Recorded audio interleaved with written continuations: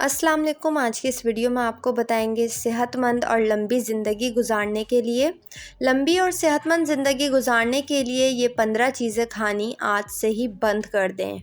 Chewing gum या bubble gum, cold drink और energy drinks, artificial sweetener और चीनी, इंस्टेंट नूडल्स, डब्बे वाले जूस, फ्रूट जैम, आइसक्रीम, डब्बे वाले खाने यानी केन फूड्स, डीप फ्राई खाने, माइक्रोवेव ओवन में बने हुए पॉपकॉर्न, जंक फूड, मीठा और डब्बे वाला दही, प्रोसेस किया हुआ गोश्त, स्नैक्स, चावल, सफ़ेद ब्रेड, मसनूई मक्खन यानी मार्जरीन।